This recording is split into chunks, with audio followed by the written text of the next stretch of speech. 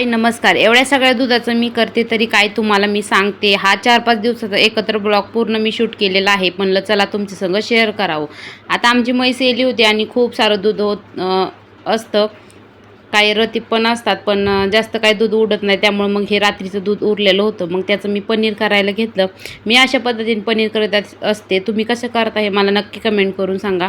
चांगलं आधी दूध उकळून घ्यायचं. त्यानंतर 2-3 लिंब त्यामध्ये पिळायचे. घरगुती आपलं पनीर खूप छान असं होऊन जातं. तुम्ही विनेगरसुद्धा वापरू शकता. पण मी इथे लिंबूचा वापर करून मग छान असं पनीर तयार करते.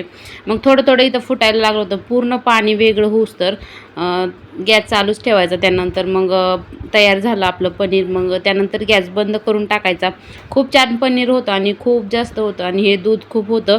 त्यामुळे खूप जास्त असं दूध पनीर तयार झालं होतं. त्यानंतर मग एका पातेलं ठेवायचं, त्यावर चाळणी ठेवायची. त्यामध्ये जे कापड असेल, रुमाल असेल तुमच्याकडे तो टाकायचा आणि त्यामध्ये मग सगळं पनीर ओतून घ्यायचं. आणि पनीर ओतलं ना त्यानंतर ते पाण्याने 2-3 पाण्याने धुवून घ्यायचं.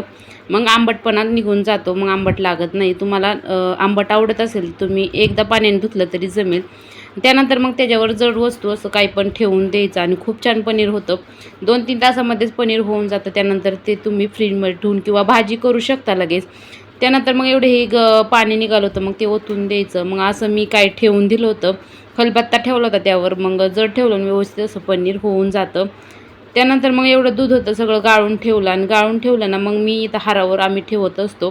तापण्यासाठी खूप छान लागतं. मग त्यानंतर ते खात असतात भाकरीसोबत ना. त्यानंतर मग इथे पनीरची मी दुसऱ्या दिवशी भाजी आणि पनीर पुलावसुद्धा केला होता. त्यानंतर मग अशी साई निघते.